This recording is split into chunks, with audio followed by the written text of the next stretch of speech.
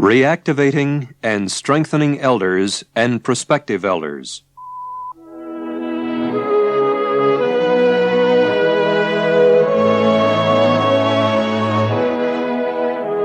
When priesthood principles are understood and applied correctly, they become the foundation upon which the strength and progress of the church are built. To reactivate and strengthen elders and prospective elders and their families, priesthood leaders should follow these principles so that their efforts will be effective and long-lasting. The Spirit of the Lord should be their guide. These priesthood principles are not new. All have been stated before. They are found in the Scriptures, especially the Doctrine and Covenants, and in the expressions of the prophets and leaders of the church. We will discuss the rule rather than the exception. We will talk about fathers and families. But we are not unmindful of families where the father is no longer present, or families without children, or the unmarried adults of the church. Since this presentation is about reactivating elders and prospective elders, we will be talking specifically about elders' quorums. Nevertheless, the same principles apply to high priests and 70s. The strength of the church depends upon families that live the gospel of Jesus Christ. Just as a strong wall is built of solid bricks and mortar, a strong church is built of strong, faithful families. In building his restored church, the Lord said, "Wherefore, now let every man learn his duty, and to act in the office in which he is appointed in all diligence." The following priesthood principles help us to learn our duties. The family is the basic unit of the church and society. As a church unit, a family has a head, a presiding officer. The Lord has given this responsibility to the husband and father.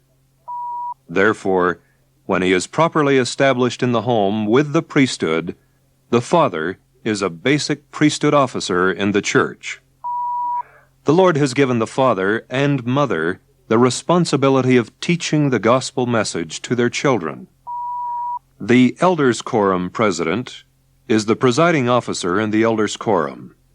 It is the duty of the elders' quorum president to preside over the father as a quorum member, to sit in council with him, and to teach him his duties according to the covenants.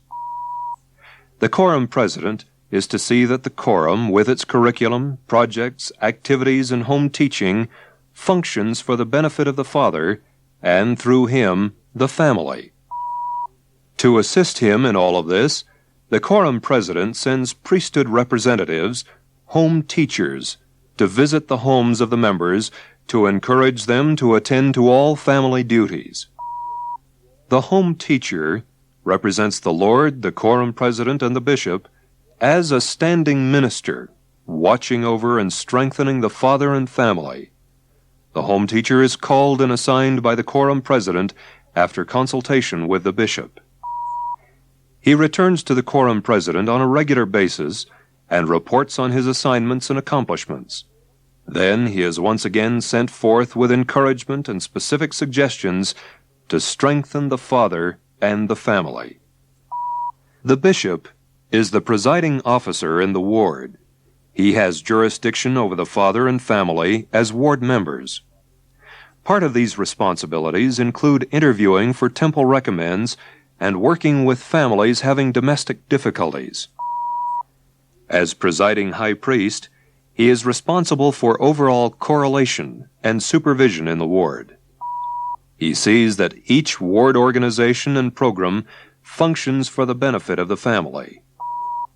The bishop, through the personal priesthood interview with the elders' quorum president, the ward priesthood executive committee, and the ward correlation council, utilizes the resources of the elders' quorum, including home teachers, to assist him in his responsibilities.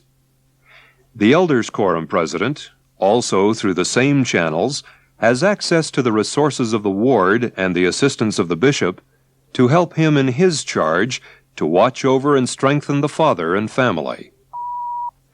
The stake president is the presiding officer in the stake. He sees that the stake, with each of its units, including quorums and wards, functions properly, thus benefiting the father and family. The stake president presides over the elders quorum president and teaches him his duties. He has the elders quorum president meet with him on a regular basis to account for his stewardship and to be instructed and encouraged in his duties. The stake president presides over the bishop and teaches him his responsibilities. The bishop meets regularly with the stake president to give an accounting of his duties. The stake president assigns high counselors to assist him in working with the quorums and wards. They visit, watch over, and strengthen quorums and wards through the proper presiding officers. The high counselors report on a regular basis to the stake president on their assignments.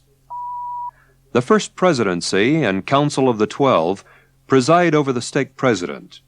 They teach him his duties through general and stake conferences, correspondence, handbooks, and bulletins. The Council of the 12 assigns regional representatives of the 12 to assist in working with stakes. They visit regions and stakes, and through the stake presidents, exhort the various leaders to attend to their church duties. Regional representatives report on their assignments and stewardship to the Council of the 12. These, then, are the priesthood principles and relationships that help us identify our duties. As we learn our duties, we must act in the office in which we have been appointed. Our purpose and challenge is to determine the Lord's way of building upon the foundation of these priesthood principles to reactivate and strengthen elders and prospective elders.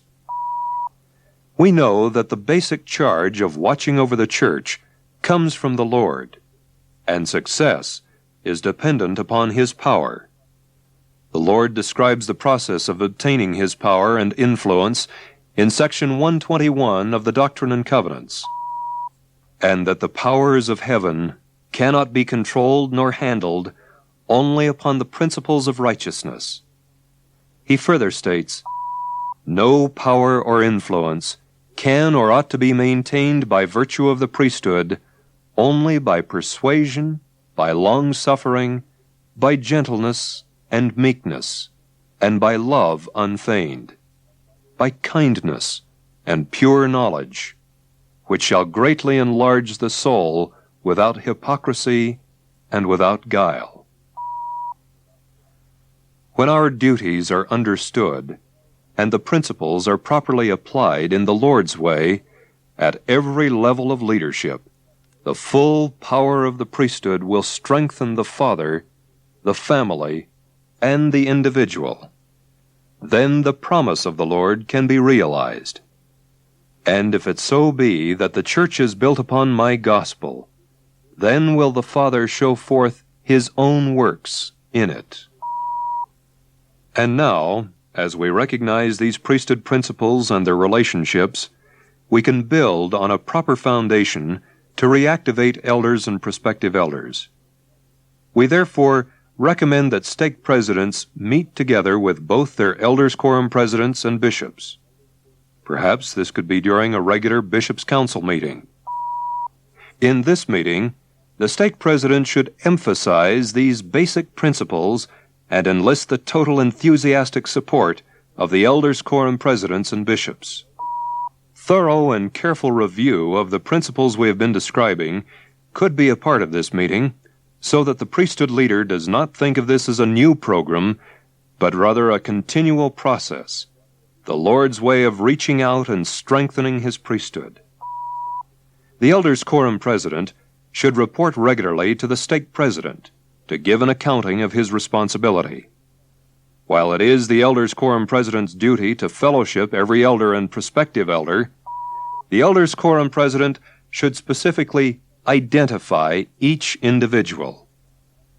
In the spirit of fasting and prayer, and after conferring with the bishop, the elders quorum president should select several inactive elders or prospective elders who the Lord would indicate are most ready to be fellowshipped at this time.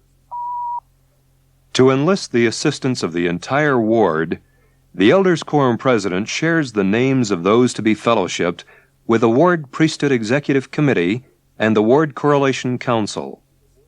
After prayerful selection and with the approval of the bishop, the Elders Quorum President will call home teachers who can sincerely help him care for those being fellowshipped. It is important that home teachers assigned love and accept their families, patiently helping to lift them, however long that may take. Home teachers need to be genuinely interested in the Father.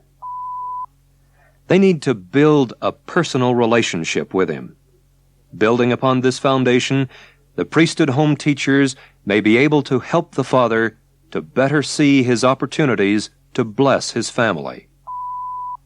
Casual discussions, service projects, luncheons, and quorum outings can serve as a springboard in developing these personal relationships. When the Father feels the confidence and friendship of His home teachers, He will be better able to respond to their encouragement. A home teacher may wish to fellowship his home teaching family or families by using his own family. He could have them join his family in socials or outings, or he could invite them to a special family home evening on other than Monday night. Such fellowshipping by active families will help inactive families develop a more positive attitude toward the church. The Elders Quorum President should utilize the personal priesthood interview to teach, encourage, and motivate home teachers, and to receive their report of the progress of the assigned fathers and families. The Quorum President should provide quorum socials and activities, either at the meeting house or elsewhere, to which families being fellowshipped are invited. This provides an opportunity for the families to associate with and develop new friends and church relationships. As soon as appropriate, every member being fellowshipped should be assigned a personal responsibility in the quorum or ward. Close communication and cooperation between the Elders Quorum President and Bishop is vital to the success of these calls. The church hath need of every member, and likewise every member has need of the church.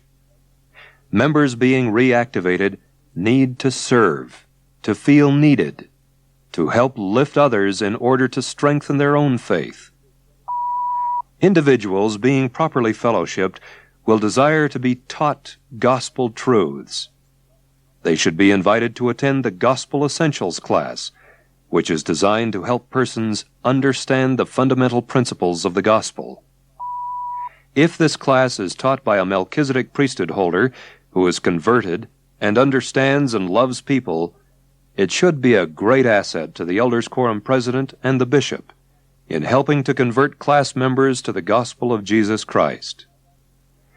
These classes are generally held during Sunday school in the meeting house, but they may be held at other times or places to meet local circumstances and needs. The Elders Quorum President and the Bishop should meet together to review current progress in reactivating elders and prospective elders. When appropriate, the bishop should conduct a private interview with each elder or prospective elder and his wife. The purpose of this interview is to determine worthiness to receive the full blessings of the Melchizedek priesthood, including the temple endowment and sealing. As you can see, this approach to reactivating and strengthening elders and prospective elders is not a new program, nor does it require special meetings or additional leadership positions.